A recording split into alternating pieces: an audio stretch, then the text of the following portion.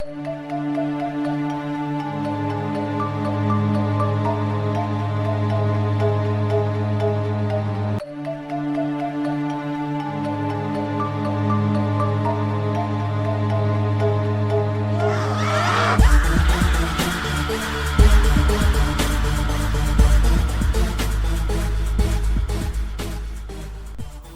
up, everyone? Thanks for listening to the Whatcast. We hope you're doing all right. Mike, what do you got for us tonight? Well, I feel like it's been a while since we've talked about demonic entities. So Yeah. I thought that maybe we'd talk about some demonic entities tonight. Specifically, sexy demons. Oh, shit. You know, there's a lot of things people say they love when it's something terrible. Oh, like, I love that serial killer story or something like that. I don't think anything holds more true when you're talking about demonic entities. I love them, but not in that way. Well, now you can love them in that way because we're going to talk about sexy ones. Yeah, my long dream of humping a demon. Yeah, we can. We're going to add some spice to our OnlyFans this year. So get on board, man. Not only are we going to be having the Mateo Shark fucking video, but we are going to have full on possession porn. It's going to be incredible. Oh, God. We're going to summon all manner of incubi and succubi and let them use our bodies for their for their debauchery. And maybe spill a little virgin blood along the way. Who's to say? Who's to say what antics are going to happen this year on OnlyFans now that they've unbanned their stance on porn, or went back on their stance on porn. Anyway, oh man, shark sex, demon sex, fucking Mothman cosplay. Oh God, can you picture me in just one of those like black skin tight solid color uniform? Oh, yeah, man. instead of furries, like we're gonna appeal to the furry fetishists out there, but instead of being like mascots and shit, we're gonna create furry costumes for all of our favorite cryptids, and you can watch your favorite cryptids bang. onlyfans.com/thewhatcast. Go now. The safeness of what you were saying was going downhill quickly. I was like, who are we going to possess to force demon sex upon? And then you said, in my mind, I was like, it's not going to be me. And you're like, ourselves. I went, no. See, that's what you think, Mateo. I'm gonna trick you. I'm gonna be like, no. Look, this isn't a Ouija board at all. This is a light bright. And you'd be like, ooh, a light bright, and then I'll you'll touch it and get possessed by some demon. I bet you can't make Spider-Man on his light bright, bro. Oh, I bet you I can't watch this. I got that shit memorized, motherfucker. And done. Demon shoots out. Yeah. That's the thing. I tricked you. Underneath it was a demon Ouija board. Yep. And now he wants to bang.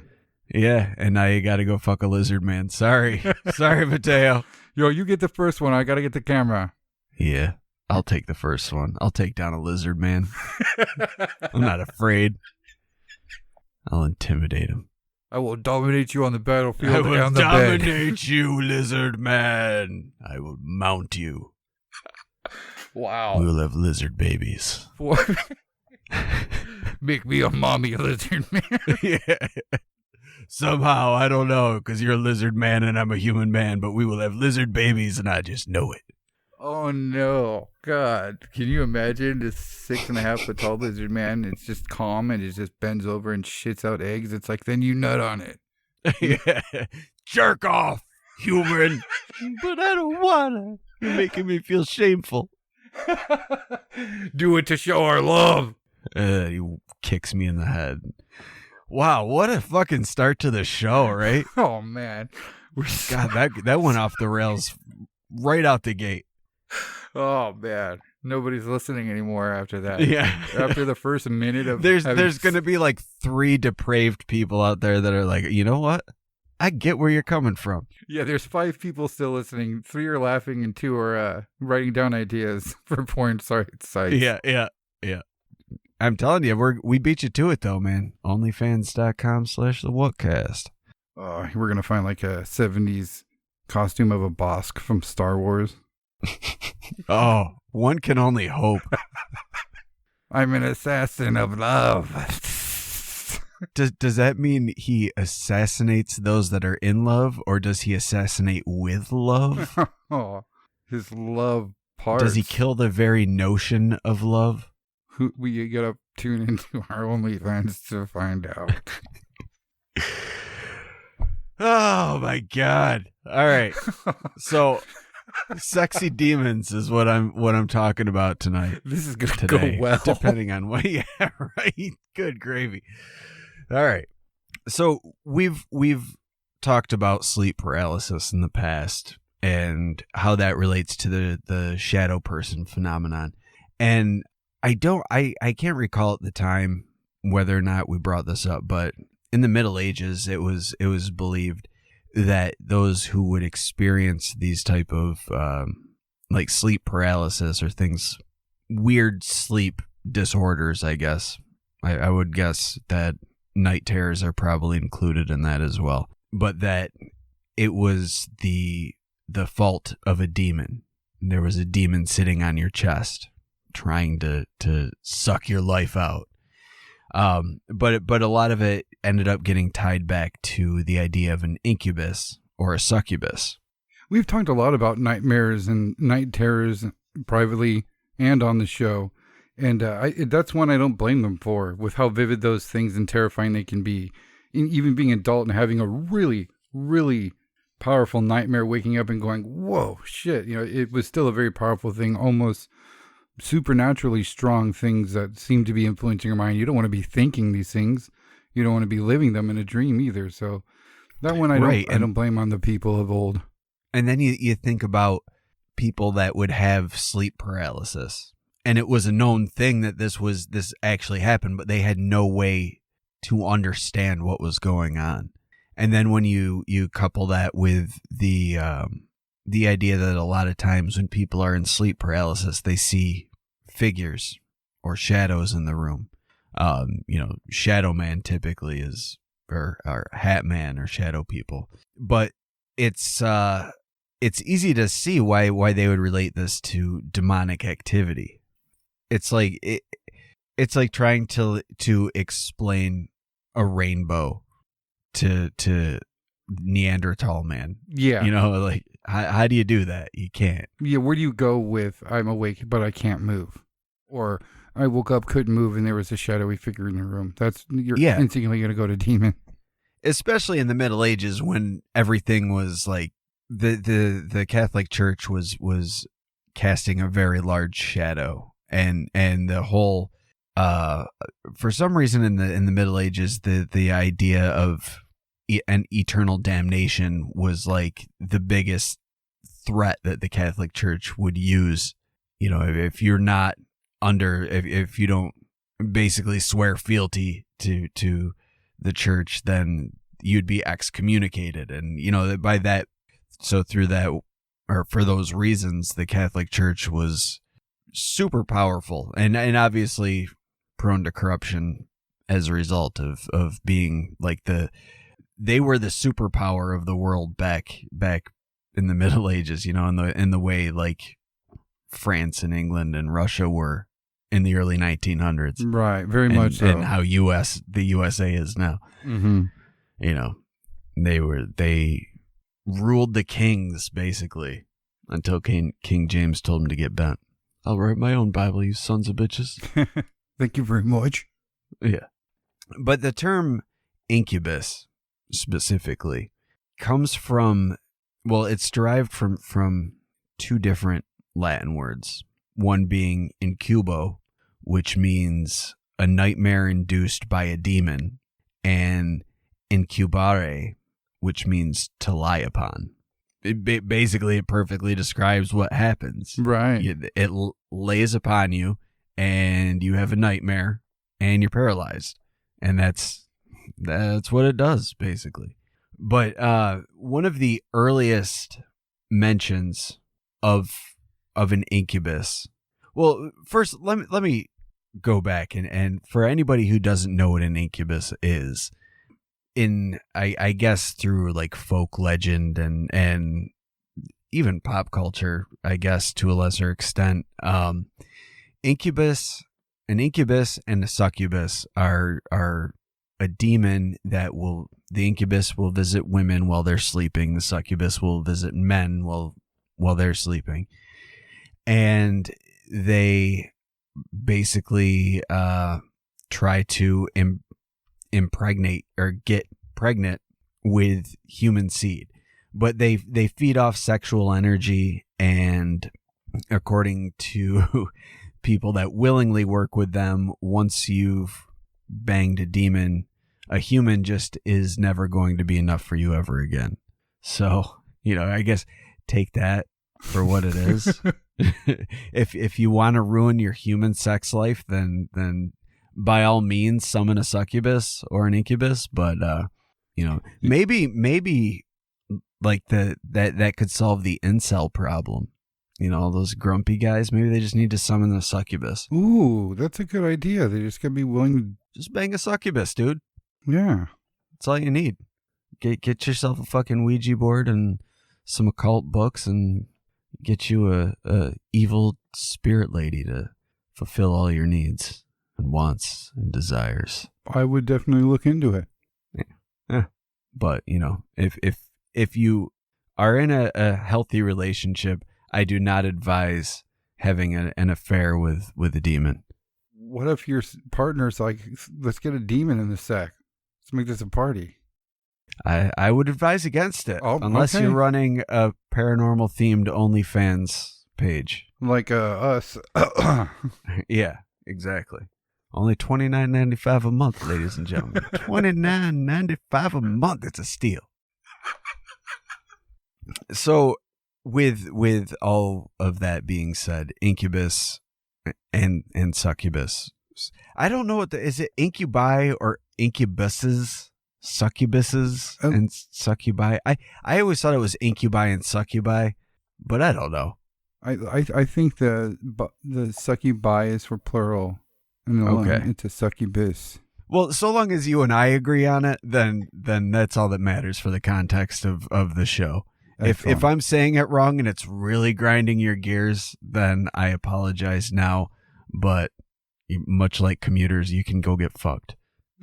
That's where you stand. Shout out to Patreon. If we are saying it wrong, go ahead and email us. Say, you know what? If you've ever listened to a podcast and you're like, this dummy's saying it wrong, I wish I could just tell him. Go shoot us an email. Go ahead. Yeah, or if you're listening on YouTube, put it in the comments, and then I will respond in the comments and say thank you for letting me know, and I will give you a thumbs up. On with the demon humping. On with the demon humping. So the first mention of a incubus or an incubus is actually, are you familiar with Gilgamesh? Yeah. The Epic of Gilgamesh. Mm-hmm. So it's actually his father was an incubus. And this was noted in the Sumerian king list from 2400 BC. He's actually, the succubus was listed as a king. The incubus, yeah. His name was Lilu. And he was said to be a demon that disturbs and seduces sleeping women. I want that job. No, they got to be willing. That's not cool. I'm sure he's not asking, right? Well, at least he seduces them. Yeah, well. And so this sort of the seduction thing is, I'm going to talk about some actual reports of interactions with these type of beings, but that the seduction thing is it doesn't seem like it's natural seduction. So it's yeah. But in the Sumerian mythology, there's also a female demon named Lilith, and she is a demon who visit men during sexual dreams. While the men does she cause them, or just visits when dudes are having them? I believe that she is the cause of them. Ooh. And then, like, she creates these sexy dreams and then shows up and I'm like, hey, baby, you want to have some sexy dream time? She's like the fun Freddy Krueger for horny teens. Like they she's the anti Freddy Krueger, I should say. Yeah. You know, where everyone in the Nightmare on Elm Street movies are all trying to stay awake with caffeine and whatnot. Here you're like, let me fucking down these sleeping pills. Let's go. Yeah. Lilith. You just show up in some scary Freddy Krueger underworld, and she shows up, and you're like, you're not going to kill me? She goes, no. You want to go lay down? Actually, yes. Yes, I would like that very much. Thank you. You're not going to pull up my intros? This is awesome. No, I'm going to give you a handy instead. There you go. Ah, sweet. A nice old fashioned. Thanks, Lily, too. You're the best. Thanks. We're going to have to put a warning in the beginning of the episode. Yeah, right. For sure. A lot of sexy talk. Yeah. Yeah. Anyway, the Sumerians actually had a couple different versions of. So they had Lilu, father of Gilgamesh, who is apparently king of Incubus, lady seduction guy, and then there's Lilitu, who is the sexy dreamweaver. But they had a whole they had a name for a group of demons that did this. So like Lilu and Lilitu, those are their actual names. But there was the Ardat Lili, who is Ardat, or Ardatu is what they call what the Sumerian word for a woman who was of marriable age. But the Ardat Lili is a demon who seduces men in their sleep and becomes pregnant and gives birth to ghost children. Oh, God. That's horrible. Yeah. I wonder if there's any consequence to being or having fathered one of these ghost children. I don't think so. To me, it sounds a lot like the like an alien abduction when they steal the man's sperm and he gets the sense that it's being stolen so that they can procreate. Right. Maybe it's something like that, and they're called ghost children because they they're unnatural. That's a little weird. I'm sure that, I mean, we know about these things because they've attacked men and they've lived to tell the tale, I guess. But I wonder if they're aware if they even end up fathering one of these ghost children. They're just moping around, not knowing they're a ghost dad. Yeah. Where's my ghost boy? I miss you, ghost boy. Yeah, what if he's looking for him? I miss you too, Dad. Yeah. The ghost boy, he's like, but Mom, I don't want to haunt this house. Why can't we haunt Dad's house? Dad's house is way better than this house. Yeah. You'll take what I give you, you son of a bitch. But then on the other side, there's the Idlu Lili. And in Sumerian, Idlu meant a grown man. And so this is a demon who, again, seduces and bangs sleeping women, intentionally impregnates them with demon babies. Now, this is a different ballgame. Yeah. Because she's going to actually carry and have birth to give something. birth to the demon baby. Right. Right. Ooh. And apparently that's feasible because Gilgamesh's dad was a baby-making demon. Yeah. Wow, how scary is that to live in that time and walking around believing that some people around you could just be half demon? Yeah, that's pretty scary. But then again, there's the stories of demigods and monsters and shit like that. So, I mean, the ancient Sumerian creation myth is that the god Marduk cut a giant dragon in half to create the earth. And from the blood of her husband, he created humans. Husband blood. So, I mean, that's a creation myth. So then you just, go from there and be like, well, you know what? His dad was a fucking demon. Yeah, why not? He's got to have superpowers. Yeah. But so he was one of those guys one of the Idlu Lilies who impregnated a woman with a demon baby. And then Gilgamesh was born. Now, I mentioned earlier about the Christian tradition, but there was a debate among these demons in Christian tradition as to exactly what they were. But Saint Augustine, he was one of the early Christians to bring this up, but he had talked about them and said that he was aware that they existed, and there were so many reports of these attacks that he believed that there was no denying that this was a real thing. But he apparently claimed that he verified it with trustworthy witnesses and were able to corroborate the evidence with others who also witnessed it.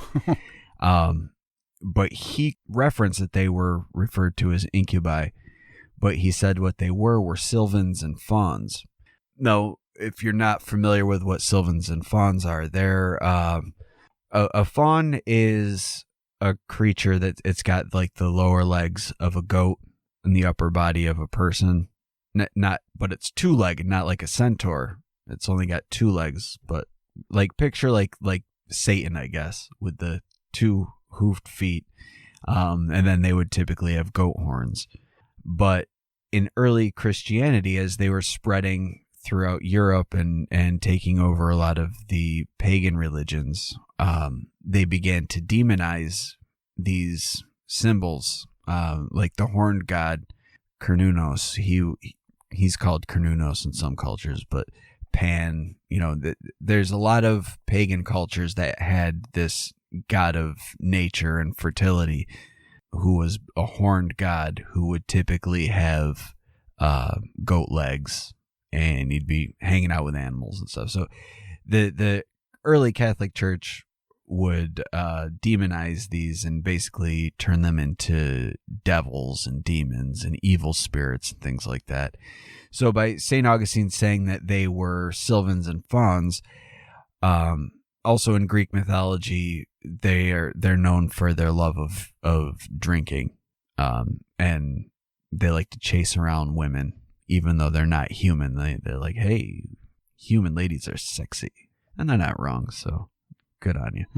But they try to go after the women, so it just made it easy to demonize them and being like, you know what? No, these sylvans and fauns we know that they're randy drunkards, and they are responsible for these late night attacks and assaults on women.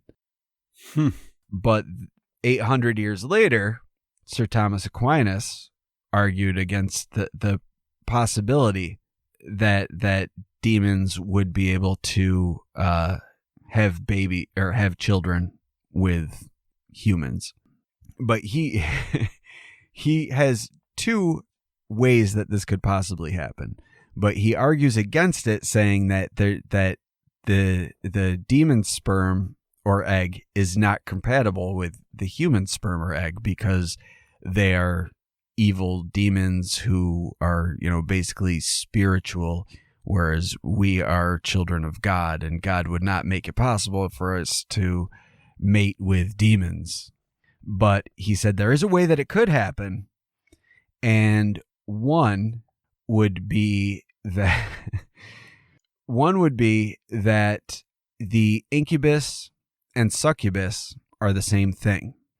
So what they would do, they would become a succubus to steal the sperm from a man, and then they would become the incubus to deposit the sperm into a woman, thus impregnating her. But they would hold it to make it a more potent sperm, but it would also be an evil sperm because the demon was holding on to it. Oh my God, his evilness just radiated onto the sperm? Yeah, he pours his evilness into the sperm. God. And then implants it that way. But the other way that Sir Thomas Aquinas said that demons would be able to impregnate a woman would be by possessing a recently dead body and of a man, and then using that dead reanimated body to then have intercourse with a woman, and somehow, even though the body was dead, produce sperm to impregnate the woman. Yowza. I mean, yeah. Didn't the Bible talk about Nephilim? The angels were cool enough to hump the humans? Is it just not demons? That was in the Apocrypha. That's not in the actual Bible. Oh, okay. Yeah. So it's in the Bible somewhere, but not in the accepted version of the Bible. Yeah. But then King James, who I believe we talked about in a previous episode of being a prolific demon hunter and witch destroyer, he wrote a dissertation called the Daemonology. And in it, he also said that one of the methods the devil would use to impregnate a woman would be to steal the sperm from a dead man. He wouldn't even possess him. He'd just take the sperm right from the dead dude. Well, how do you do that, Mr. Demon? Who knows? You can't give dead dudes a handy. They're fucking dead. So he must have just went right into the bulls. Oh. Yeah. Unholy vasectomy. Yeah. But the fucked up thing is, based on this belief, if there was any nun who got pregnant during the Middle Ages, the punishment would be that she would be burned alive, because it was believed that she was consorting with the devil. That's the only way. Right. It must have been a succubi that knocked her up. Yeah. Now, it seems like there's a theme going on here that by some way or another, this is all voluntary, so that's probably why the guilty like verdict, like you agreed to it on some level at some time. I guess that's that's why they use the term seduction. It's not like they kicked open a door and brutalized these people. It was a gradual, hey, baby. Well, it seems that it's more of a magical type thing, like a charm spell or something. Okay. You know, like the person is initially repulsed, and then it's like, you know what? Something about this hideous beast is kind of turning me on. He's like, it's my lucky rabbit's foot. Check it out. Yeah. Just some weird thing. I don't know. Charm, yeah. But I don't know how familiar you are with the legend of Merlin or the legend of King Arthur, but it's believed that, according to legend, Merlin's father was also an incubus. And his mother was a human who had relations with the demon. So magic wielders are half demon. At least in the case of Merlin. But the idea of the incubus, it really seems to come primarily from the early Mesopotamian belief in those sorts of demons, and then spread throughout Europe due to Christianity in the Middle Ages. But one of the I don't even know if I should call her a succubus, because it gets muddled, but Lilith, who is, a lot of people associate her with vampires too, for various reasons, and in a lot of pop culture she is the queen of vampires or whatever. But in Judaic mythology, she was the first wife of Adam. And as we all are familiar with in Genesis, Adam was made from clay, and then Eve was taken from his rib and turned into a human. But in the original, apparently Adam's first wife was Lilith, who was also made from clay. So they were both equal, and God wanted her to be subservient to Adam, and she's like, no, fuck that, we're equal. And so God's like, you know what? This was a mistake. Fuck out of here. Do over. Yeah. We can't make women equal to men. That's preposterous. I'm God. And for some reason that matters to me.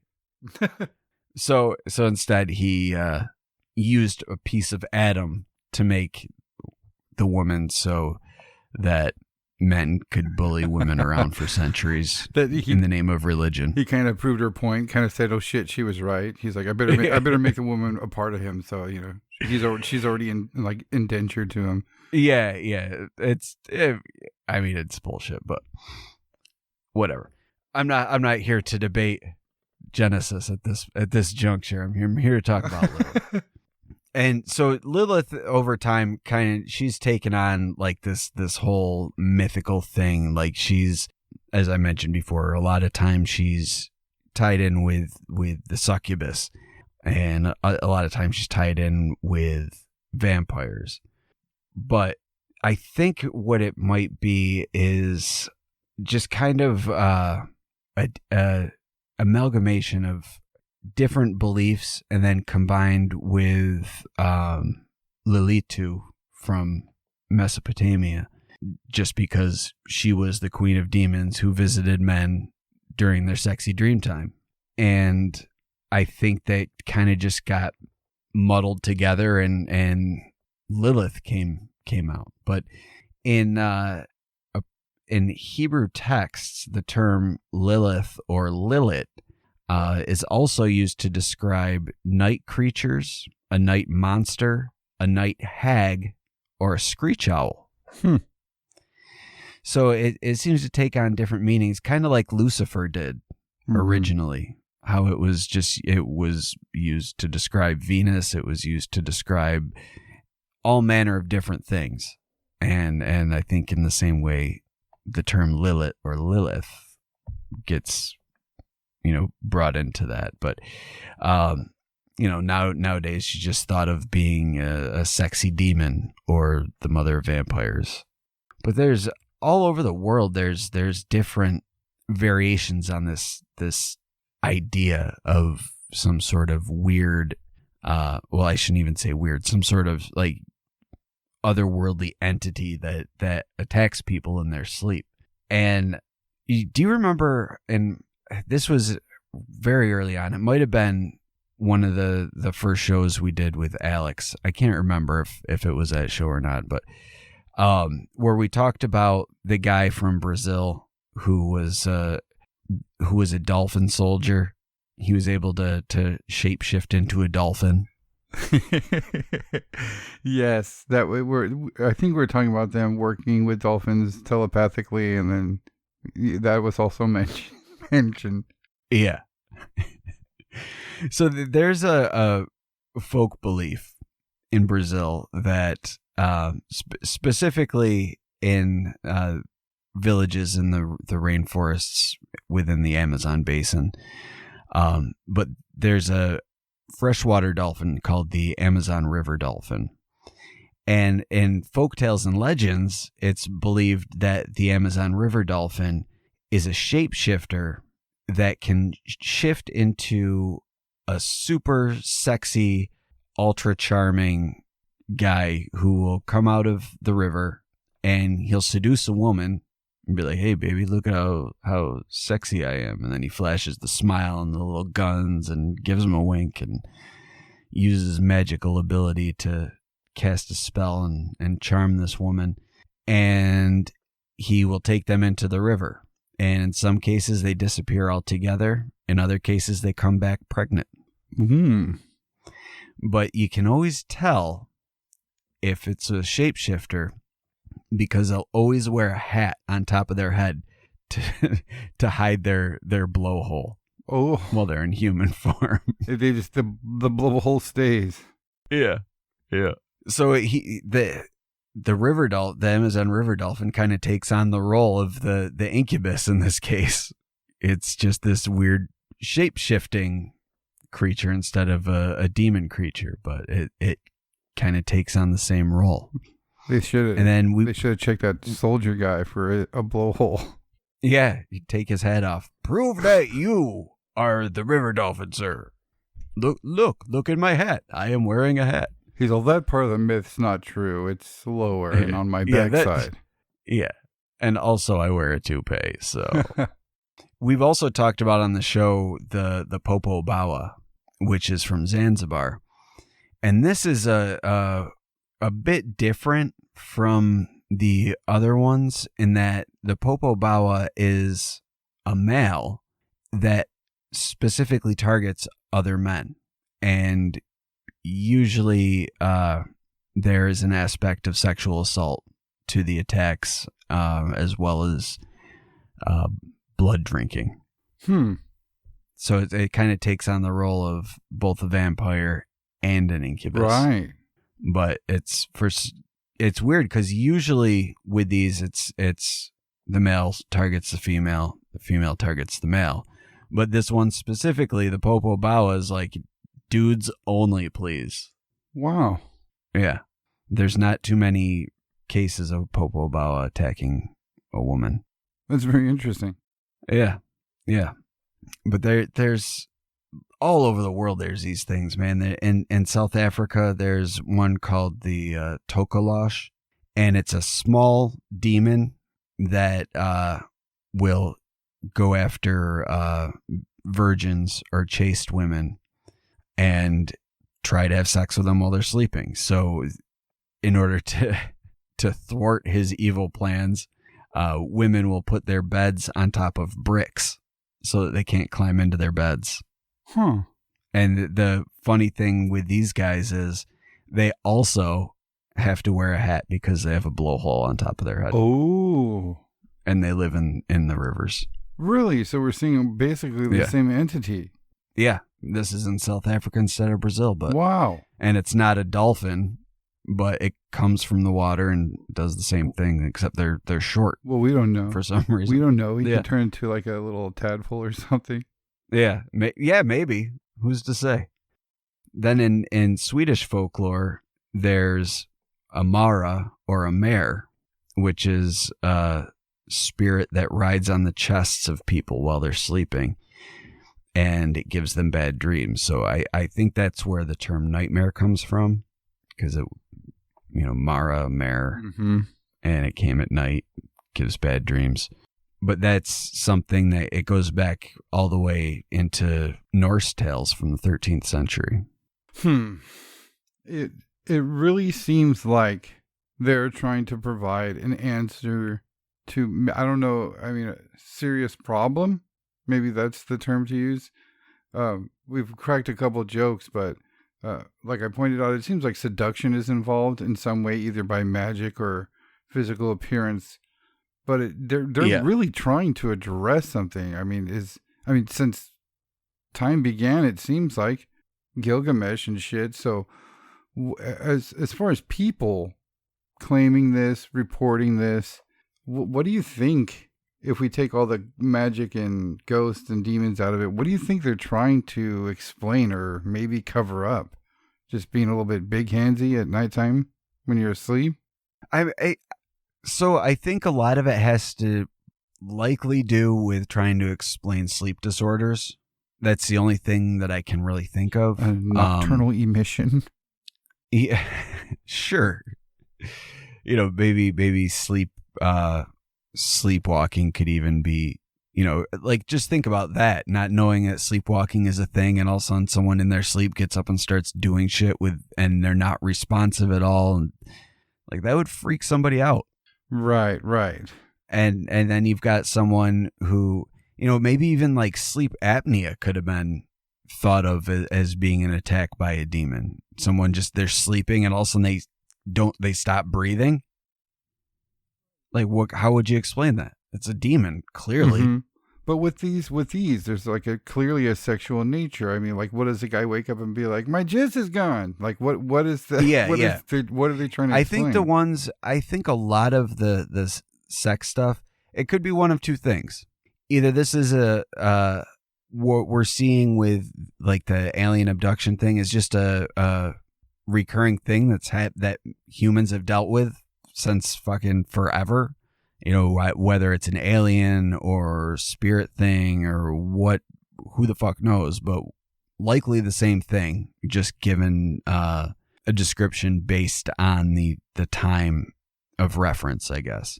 Like, okay, so for instance, early belief in incubus, one of the things that they said you'd know about an incubus was that they had a large, cold penis. So think about it from one perspective, you're seeing a demon with a huge freezing dick. Think of it from an alien perspective, and it could be an alien with a sperm depositing device. It's cold, it's metal, it's big, it's uncomfortable. Right. So, you could kind of spin it towards the alien abduction thing. I don't think that's that, I don't think that alien abductions are actually alien abductions. I think it's a lot more to it than that. Not saying that the experience wasn't real. I'm just saying I think that the way that it's interpreted is not entirely accurate. You know, I think a lot of it has to do with the idea of UFOs and aliens, quote unquote, being from outer space and another planet or whatever. But I think it's a whole other thing. But I think that this is likely probably an explanation for that. It could also be, especially in the Middle Ages, a way to perpetuate fear in the demonic and stress the need to be pure and chaste. And if you are consorting with the devil, then the demons will come and fuck your brains out at night. So don't do that and don't have the sex. Right. Because Jesus doesn't like people that have the sex. But demons do. So keep that in mind. It's just weird. It seems like there's some that explain things like, oh, well, oops, I got pregnant because a demon came in. And yeah, I mean, that's an easy way to explain away an affair that like your husband's all pissed. Oh, hey, why are you pregnant? We didn't have sex in forever. Oh, it definitely was not our neighbor. It was absolutely 100% that I was raped by a demon last night in my sleep. Because what's he going to do? You can't fight a demon. Right. I'm going to stay up all night, and when that demon comes, I'm going to clobber him. I don't know why middle-aged man talks like a southern hick, but it just there you have it. There's some that are like, you know, maybe even impotence, you know, just, oh, it doesn't work because of a demon. I must have a demon that's, but some of them are just weird. Like they don't have an explanation, like the jizz stealing, very bizarre stuff. Yeah. And you think about, you like we talked about, but it also can be like the changeling thing too, you know, with fairies and how there does seem to be a lot of overlap between fairies and UFO lore as well. Mm-hmm. And also in demon and jinn lore. So the idea of the changeling, where the fairies take away a human child and leave them with a fairy child or a fairy, and that could be the demon spawn or the ghost child. But I got a couple stories relating to these, dealing with these sorts of entities and what that entails. So we've talked on the show before about the author Brad Steiger. He's an author and a paranormal investigator. He's written like somewhere between 10,000 and 3 million books on various paranormal subjects. Like, he's a very prolific author, and he's done a lot of investigating. But I picked up this book that I read probably about 20 years ago, and just randomly the other day decided to pull it off the shelf and take a look, just kind of flip through the pages. And I came across a couple stories that fit perfectly in with what we're talking about. But for anyone that wants to read the book, it's called Out of the Dark, The Complete Guide to Beings from Beyond. And it's fucking awesome. Great book. Like, there's shit about the Hollow Earth and entities that come from the Hollow Earth and visit people. But there's a whole chapter on Incubus attacks and some succubus stories as well. But there's a couple stories in here I wanted to talk about on the show, just to kind of to bring it on home. But the first one is a story. Now, because he personally investigates, a lot of times he will give pseudonyms to people. So, you know, I'm not going to be giving the real name of these people, but in this book, he references this person he calls Susan Kobler, who was a woman from Fort Worth, Texas. She was an attorney. And typically after she would get out of work, she would come home and light scented candles and take a hot bath and just kind of relax, listen to some meditative music and just kind of zone out, get into a meditative state for a little bit and relax. But on one night in October 1997. She said that she was in a strange mental place once she arrived home from work, and she decided to do her typical ritual where she gets into the tub and meditates and does all that. But she had this weird vision that she was a woman in what she described as Grecian clothing. And she was with other girls arm in arm dancing underneath the full moon. And she said it took on the feeling that it wasn't like a vision. It was more like a memory from a past life. But she said she spent probably what she estimated to be around a half hour in a meditative state before she kind of came back and decided to get out of the tub. And she got out, dried off, and put on a robe. And she said she just was feeling really relaxed. And she walked into her room and just laid down across the bed on her stomach with her feet hanging out over the sides. And she said she had almost fallen asleep when she felt somebody grab her ankles and start to flip her over onto her back. So she screamed out and tried to fight against it. And she thought that there was somebody in there who was trying to force themselves on her. But once she was flipped over onto her back, there was nobody there. But there was something that was exerting force on her legs, trying to spread her legs apart. Now, keep in mind, she's just wearing a robe, so she's, basically naked. And it's trying to pull her legs apart, and she was fighting against it with everything she had in her until she said that the strain made her thighs and lower back start to hurt because she was putting that much pressure on trying to hold her legs together. Jeez. And prevent them from being opened up. And finally, she said that whatever it was relented and let her go.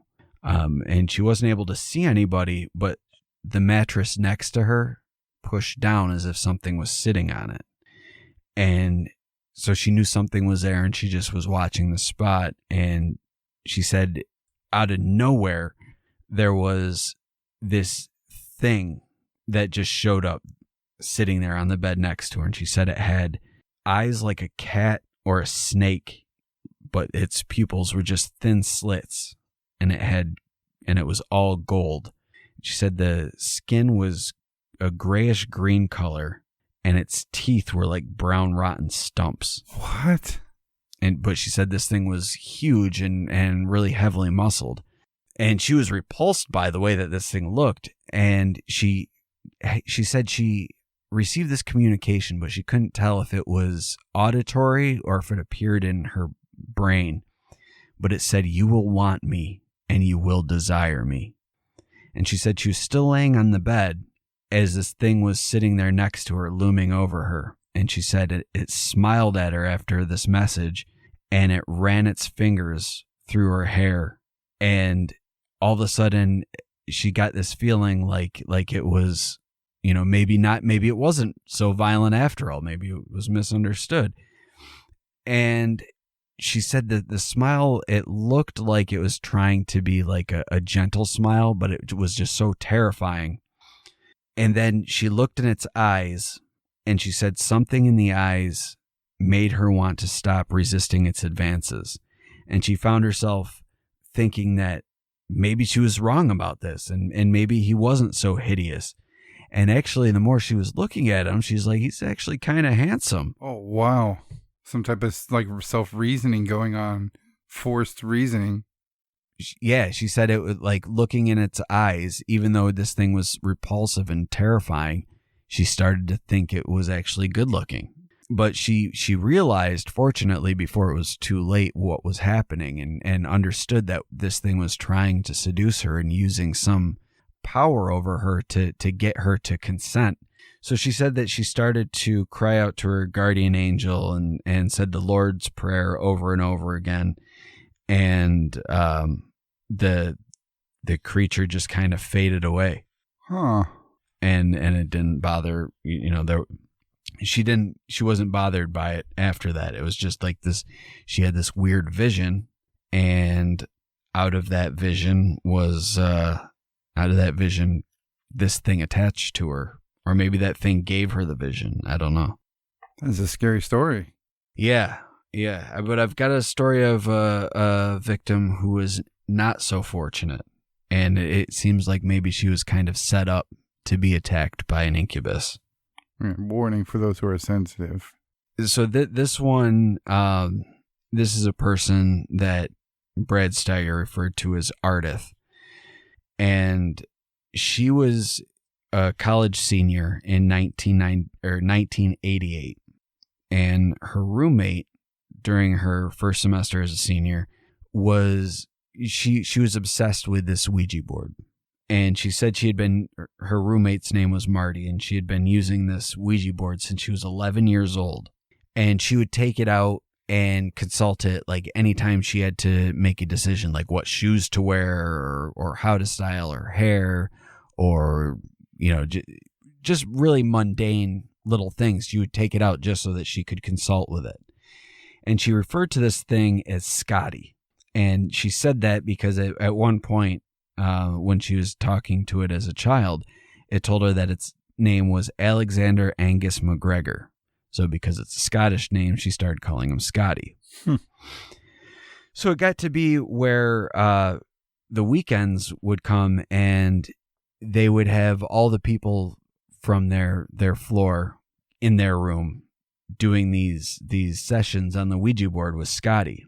And they would be mostly people trying to like ask about questions of love or predict my future, things like that. And Ardith said that sometimes Scotty would give really sweet answers to the girls. And she said most of the time the girls would ask about their love lives, and he would respond a lot of times in a sensitive and thoughtful manner, but out of nowhere, he would just all of a sudden come out with all these profanities and start talking really dirty and describe sexual acts he would like to do to the specific girl asking questions.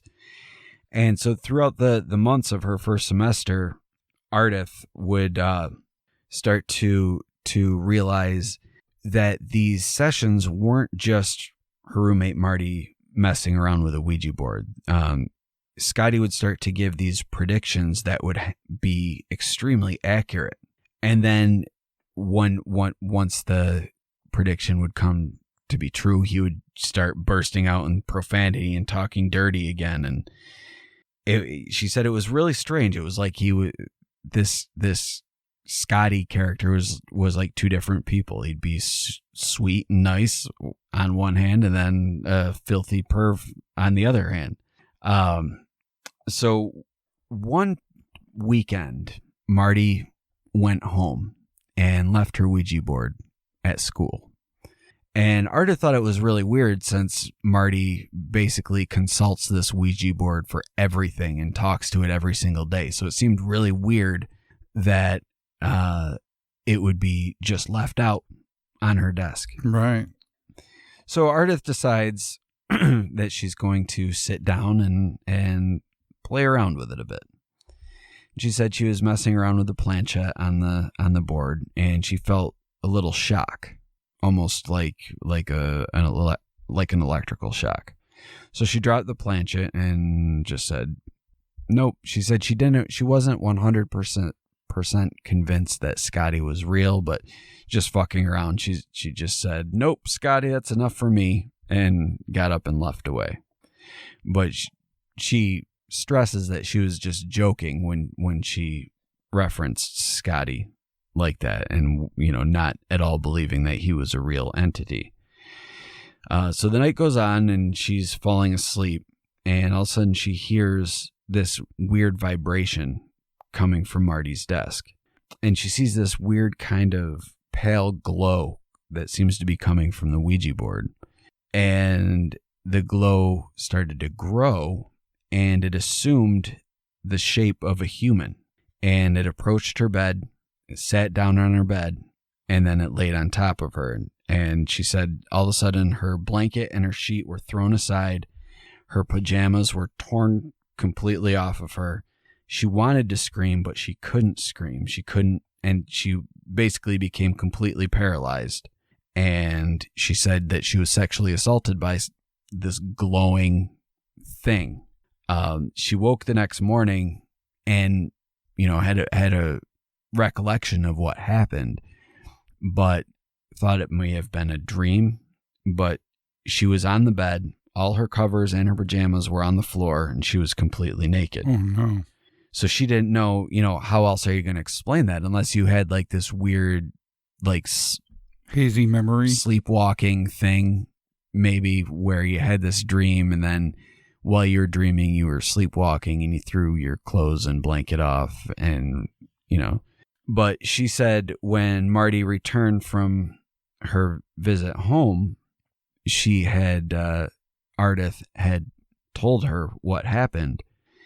And she said, Marty, her response was that she gave her a knowing smile. And then she confided that she had been having a sexual relationship with Scotty from the time she was young. Ew. And it had continued through to this time. And so she feels like Marty set this up. Like Scotty was like, hey, hook me up with your roommate. And she's like, hey, I'll leave the Ouija board here and, see if you can work your magic. Yeah, it definitely seems set up. But after that, obviously she moved out and moved in with 2 other girls. But she said for a time she thought she was going to have to seek out counseling because she was having nightmares about this over and over. And then, but she was worried who would believe her about it because, it's a glowing ghost from a Ouija board. No one's going to believe that. So she thought that maybe she was crazy. But she said she started reading the Bible and started reading other inspirational books, focusing on positivity and building yourself up and all that. And that's been able to help her out. But she feels like Marty set the whole thing up and left it there intentionally. That's terrible. Yeah. So was that an incubus? Whoa, what was it? Was it just some horny fuck demon? Why she's held on to that Ouija board for so long. Yeah, I mean, she consulted it for everything. So it was almost like this Scotty guy was her boyfriend. Like she wasn't consulting it in a way like to get spiritual guidance. She was consulting it like you'd ask your boyfriend or girlfriend if your ass looks fat in these jeans. Thank you for listening to the Whatcast. You can find us on Twitter, Instagram, Facebook, iTunes, and YouTube. Enjoy the podcast. Get yourself a Whatcast t-shirt or a sticker pack. Who was that dude on that one episode? Try the links in Homie's page. All this and more can be found at www.thewhatcasters.com. Thanks again for listening and have a great week.